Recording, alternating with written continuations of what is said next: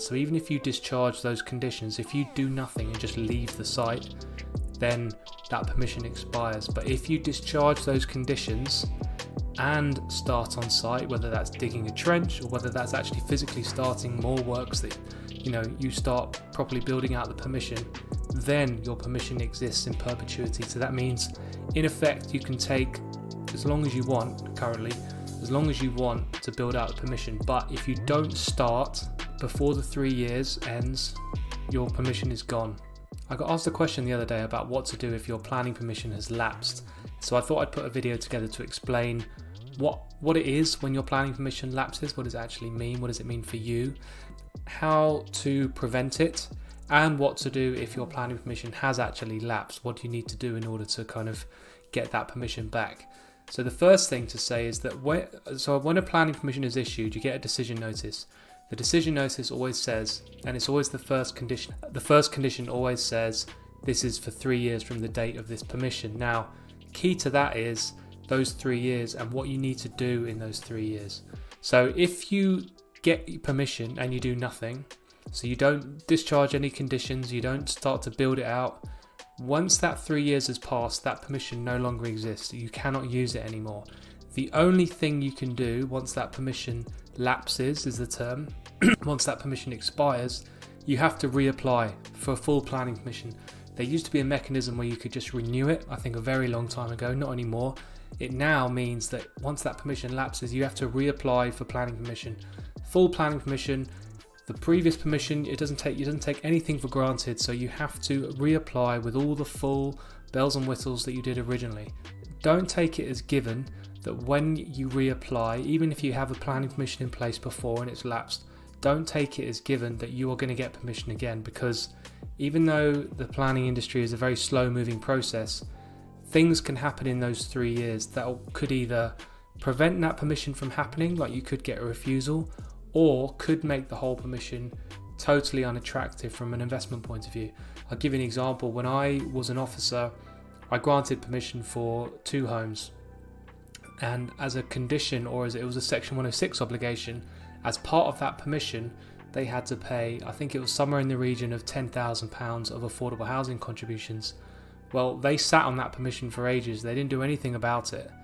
And as a result of it, they left it so long that when they reapplied for the same thing, new planning policy was in place that meant that for the exact same development, so the design was all okay, everything was fine, they just reapplied for the same thing.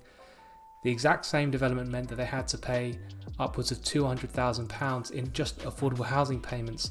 Now, in that particular case, the owner was quite wealthy, so I think they could afford it and it got built out. But it may be that if you go through the same process and you're doing the same thing, when your permission lapses and you reapply, it may be so financially unattractive now that it's just not worth doing. So it's very important to check that. Don't just assume that all the rules will be the same, that when you reapply everything will be the same. So if you buy an investment that says, oh, this had planning permission on it, don't assume that all the conditions are the same. There may be very, very key things that have changed since that permission lapsed that might make this unattractive. If you want to learn more about the planning process and how you can unlock value out of any property, click the link below to learn more. So that's when permission actually lapses. But if you're in a situation where your planning permission is about to lapse, there are things that you can do to make sure that that permission exists in perpetuity. Now, the key to it is, so every decision notice has a list of conditions, and as I've already said, the first condition is the one that says this permission lasts for 3 years. But there are always conditions attached to that permission. Some of them need discharging. Now, that's the real key to this, right? So if you have a permission for, say, I don't know, something in the region of 5 houses, normally a permission of that scale requires certain things for the council to check before they allow you to build. So normally things like cycle parking or sustainable drainage systems, or sometimes they want to see details of materials. The condition says prior to the commencement of that development, you must discharge these details. It is those conditions that say prior to commencement, you must discharge before the end of those 3 years in order for that permission to exist in perpetuity. Key to that then is that when you discharge those conditions, you must have those conditions discharged prior to the expiration of the decision, right? So like I said, if you've got those 3 conditions that all require details to be signed off prior to the commencement, you need to get them discharged before the expiration of the decision, and you need to start on site. That's the key. It used to be, the term was called shovel in the ground. Basically it means you need to commence that development. So even if you discharge those conditions, if you do nothing and just leave the site, then that permission expires. But if you discharge those conditions and start on site, whether that's digging a trench or whether that's actually physically starting more works, that you start properly building out the permission, then your permission exists in perpetuity. So that means in effect you can take as long as you want to build out the permission. But if you don't start before the 3 years ends, your permission is gone. So that's the key. If you do not discharge those pre-commencement conditions before the end of the 3 years, your permission is gone. So it's really, really important that when you get your decision notice, you must read it carefully, because this was one of the first jobs that I had when I was a consultant.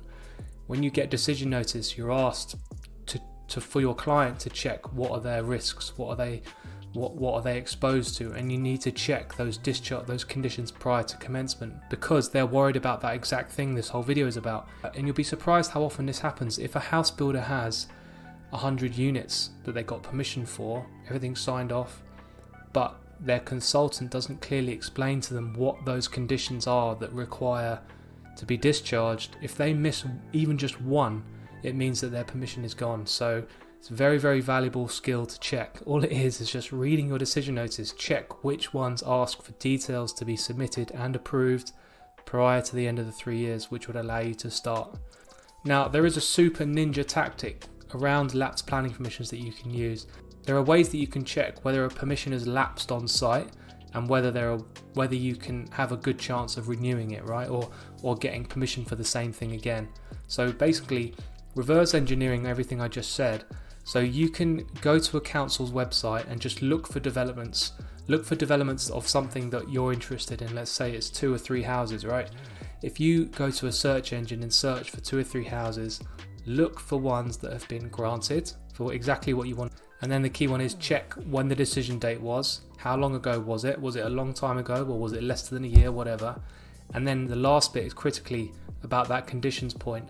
You can check which one of those permissions has discharged all their conditions. What you could effectively do with this, like if you see a site and you're researching it, or you start with the research and you find that there's a site that had permission on it and all the conditions are discharged, but the site is just sat there, that is a really good indication for you to, you could get permission for that again.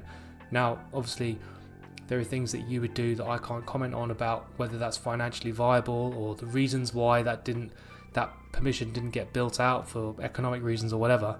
But the point is, if you're looking for easy ways to get planning permission, you can find sites, they do exist. You can find sites that have got lapsed planning permission that still have the opportunity to get that exact same permission again, even though it's lapsed. And the way you do that is find the development exactly that you want to do, find out when the permission was granted, and then check to see have those conditions been discharged. If all the pre-commencement conditions have been discharged, they can effectively start. So that actually means that you could buy a site that has planning permission that you could just start. You might not even need to reapply. But if they don't have those conditions discharged and the permission has lapsed, then you've got an understanding that planning permission for something is likely to happen here. Now you'll need to do your own research about whether or not that same thing is acceptable now, and I've done videos on how you can research the site for yourself to find out that. But using lapsed planning permissions, that is a ninja tool for people. That is a really good way of finding permissions. Like maybe you just want to find land for people and you can just sell the land. Just buy something that's got permission. You don't have to do anything with it and just sell it. So to sum up, if your planning permission has lapsed, there is no mechanism now just to renew it. You need to fully apply for new planning permission. Then secondly, if your planning permission is about to lapse or is close to it, a few months away, you need to discharge all the pre-commencement conditions before the end of the 3 years, and you need to actually start on site, and that can be digging a trench or laying foundations or whatever. That has to start, so those works also need to start before the end of the 3 years. That means that your permission exists in perpetuity.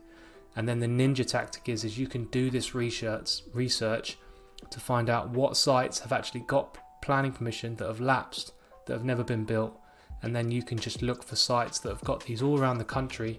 So then you can find sites that are financially viable for you that maybe you can build out or sell on or whatever. So those are the kind of 3 things that you could do. And if you want to learn more about how to unlock the value out of a property or a site using the planning process, then click the link below to learn more. You'll find out exactly how to research a site, how to recognise what opportunity it has from someone who's been on the side of the council. So I was a planning officer for years, and I got to understand what it was like on the other side of the development table, why permissions were granted, why they refused, what traits did successful applications have over others and successful developers over others. So if you click the link below, I'll see you on the other side and you can start to learn more.